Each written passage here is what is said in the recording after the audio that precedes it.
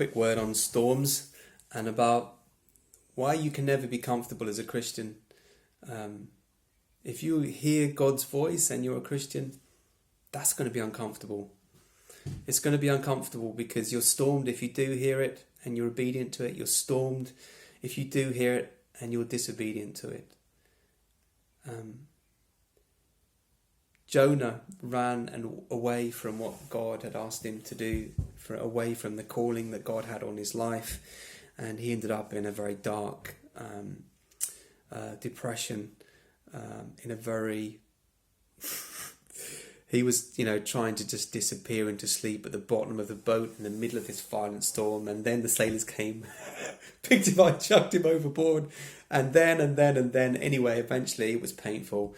The hardship was almost unbearable, and he ended up back on track where God wanted him to be.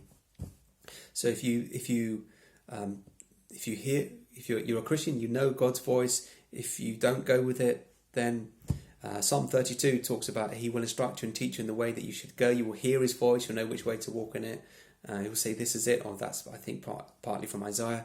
But it says that we could choose, if we want to be like the mule that needs to be controlled by bit and bridle, by discipline, and that, we move because it's painful.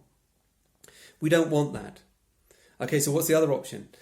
We are obedient to God's voice, and therefore we don't get storms. Yay! Everything will be fine and dandy, and it'll be like heaven on earth, and no tears and no. I'm sorry, that ain't how it works. If you're a Christian and you hear His voice, look at Matthew 14.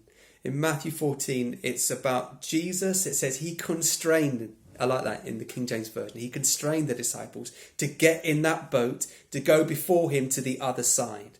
The reason He had to constrain them, or that means to compel them, He insisted, He made them do it, was because He knew there was a storm coming.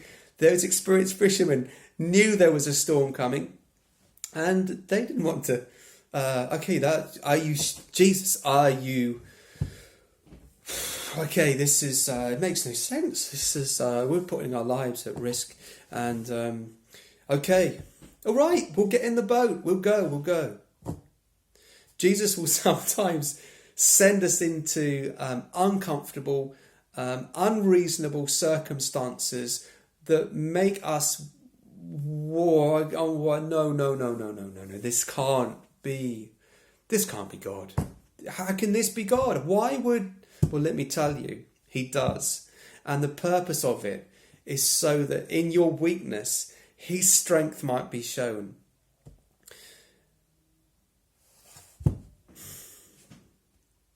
There is no comfortable place if you hear His voice. But if you hear His voice and you can lay down your life in the sense that you can put aside being comfortable, and you can be uncomfortable for Him, then there's an opportunity to be a water walker. And Peter grasped hold of that.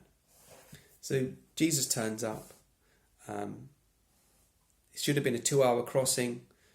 They're there, they're where they're supposed to be. Jesus told them to be there, but they're not, they haven't coped. They focused on the wind, the waves, they're fearing for their own lives. Jesus turns up. And He tells them, be of good cheer. like they don't have reason to be annoyed, fearful, compromised. Jesus said, be of good cheer. Still then, He expects them to have that focus on His word and not on the circumstance. Peter says, if it's you, Lord, then bid me come. And Jesus says, come. Yeah, come. Yes, someone gets it now. That if we focus on my voice and not on the circumstance, then I can come through for you in a way that brings glory to me, and is because it's obviously outside of your resource. It's outside of your ability and your strength, because it's not by might, nor by your power or by your strength, but by the work of the Spirit that we are called to live, not by our own reasoning, and not with a comfortable life. I want to bless you if you are in that situation where you are uncomfortable, but you know you followed the voice of God. I would say to you, keep on keeping on. I would say to you that he is dependable. Those disciples, even though that they got into fear and doubt and the storm was overcoming them, even though that they went into that situation, they cried out with this kind of passive faith, just like, I'm not coping, help. And he steps in, and I believe that he won't abandon you if you stepped out on his voice.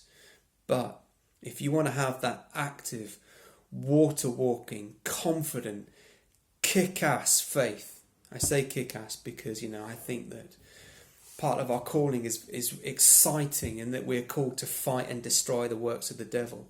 If you want to kick ass in the kingdom, then you've got to have that confident, stand firm then faith. You need to be prepared to do battle and have your focus on the things in the spirit and not in the material things and the circumstances around us, which would tell us that we are done, that it is over, that we are finished. No, definitely not. Jesus could come in and just haul you out of that, even if you have that passive faith. But if you have active faith to take hold of that for which Christ took hold of you, then by all means, go for it. Take hold of that for which Christ took hold of you.